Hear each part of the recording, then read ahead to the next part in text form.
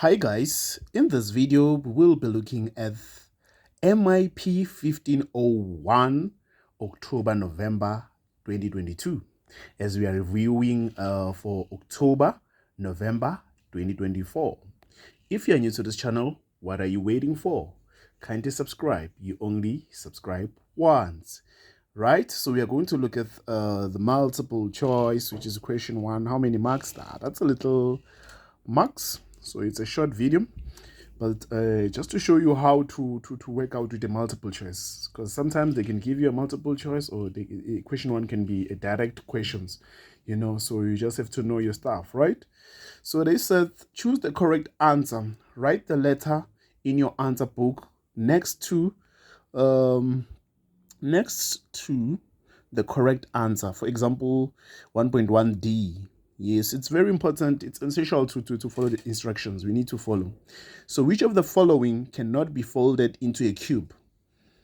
If we can see this one, when you fold this, it can form a cube. Even B can as well form a cube. Even this one, if you can fold it, you can try this by cutting these diagrams. You will see they will form a box or a cube. Then this one, it won't. D won't form even if you can fold, it cannot be folded. So meaning that our solution at 1.1, that will be D. Let's put that into practice. Well, we said D, that will be D. It's 1.1. 1.1, it's D. So we will look at 1.2 now. At 1.2, they said what is the maximum number of regions that the 3/4 of a circle could divide the circle into?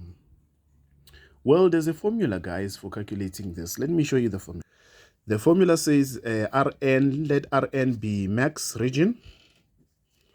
Then we have n as number of chords.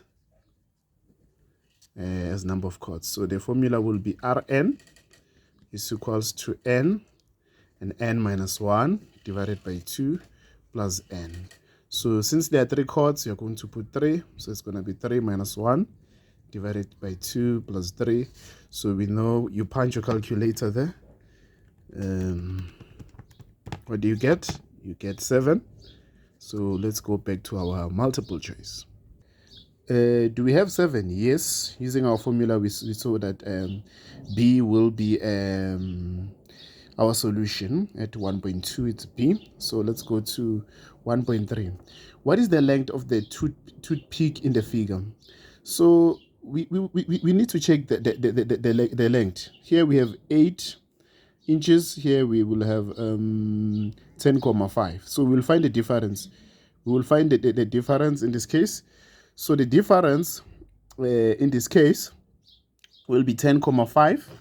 Just say 10,5 subtracted by 8, then you get 2,5, meaning that the solution will be C. The solution will be C at 1.3. Let's put that into practice. At 1.2, we said it's B. At 1.3, we said that will be C. Then let's go to 1.4. At 1.4, assume that the pattern will contain the expression for the perimeter of the 10th shape in this pattern will be the first shape. It's x and y and z. That will be x plus yz. So and so on and so on. So because we are looking for the 10th pattern, so we'll go with D. So it will be 10x plus 10y plus 10z. So that means that will be the solution at 1.4. Then let's look at 1.5.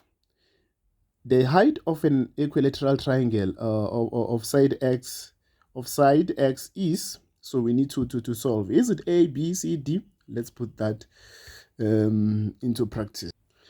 So for us to solve remember we said here it will be D. For us to solve 1.5, they're talking about an equilateral. The properties of an equilateral is that all sides are equal. So when we divide it here, let the base be half, because it's a half here. Our base will be half x, and we let this side, which will be our hypotenuse, here it will be 90 degrees since it will form a right triangle. So the missing side will be this. So I'm going to show you how we can use a theorem of Pythagoras. X squared plus y squared is equals to r squared. Our opposite we don't know, so but we know our adjacent is x all over 2 squared. Our opposite we don't know. Our r is x squared, so you square this, becomes x squared. Square 2 becomes 4. Then let's take this to the other side, it becomes x squared. Then we're left with y squared, because we are solving, guys, here. So LCD, 4 times 1, that will be 4. Then we cross multiply. 4 times x squared, that will be 4x squared.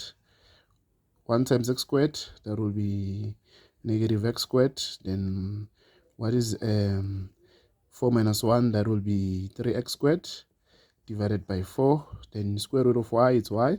Square root of 3, it's root 3. Square root of x, it's x. Square root of 4, it's 2. So the solution will be y equals to root x all over 2. Then if we look from here, our solution, it's going to be D.